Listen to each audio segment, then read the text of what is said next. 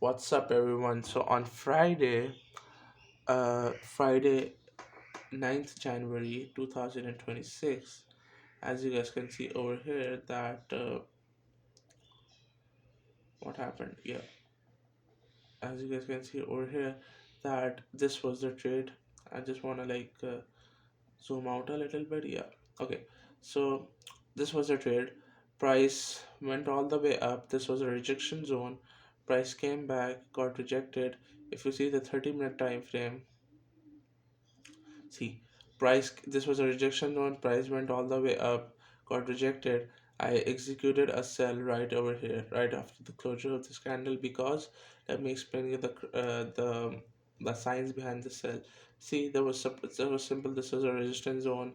Price took liquidity of that area as well. It like breached this high and then it was coming back down over here. 30-minute candle, a good 30-minute candle closed bearish, and then there was clean range for price to move down. So that was the idea of this trade.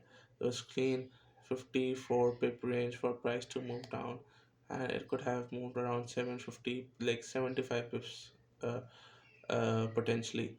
Yeah, so that was basically the idea. And considering the London open volume coming kicking in and like actual volume kicking in, so this was a pretty realistic target. That's the reason why I executed a sell over here. So yeah, man, executed a sell over here. So then what happened? Because I executed a sell over here, and now at this point, this was the trade. I just lost around $18 because I managed risk. How did I manage risk? Manage risk. Let's see. This is very important. So what happened over here? Basically, what happened was that if I just scale down to the 15-minute, so this happened. I executed a sell over here on the closure of the 30-minute candle, and as soon as I executed on the closure of the 13-minute candle, there was one 15-minute candle which formed against me. So, because there was one 15-minute candle which formed against me, so this was a potential support. If you guys see it rationally and don't get blinded by the by your bias. So if you guys can see that there was a uptrend, then price came back, rejected, and it was making a support at this point. So now at this point there were two possibilities. One was that price was taking support and it would breach this high again and it would like continue moving up, or price would just break this and continue moving down. But the probability of it breaking this support now was a bit less because a support was already formed. So because the probability was a bit less, I closed 50% of my positions right over here. So because I closed 50% of my positions over here, so what happened was that my risk got managed very easily.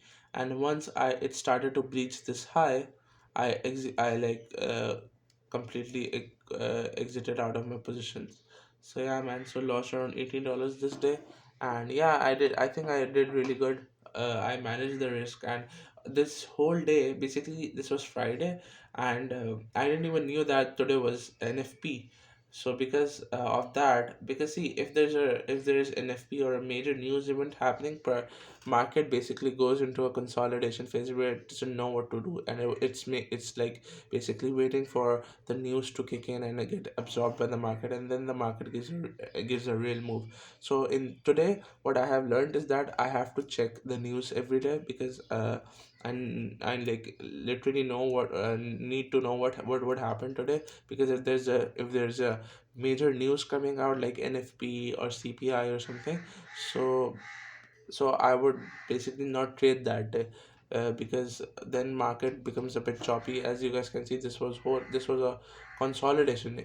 This whole thing was a consolidation, and this was a big consolidation. And if today there was no news, price would have maybe hit my target easily, because these kind of trades which I took over here, this was a good trade. Like I have seen these setups play in the past and in my back testing and all those trades which I do, which I take and like make my strategies out of. So yeah, man. So because of the negligence of news, I didn't see news, and this is basically experience. This is what live market teaches you. Like today, what did I learn? I learned that because I didn't check news. I didn't knew that today would be NFP. So because of that, I took a trade, and plus it was Friday, so this choppy move costed me around $18. But I'm like pretty happy with this trade because I just lost $18. So yeah, man, managed risk really well.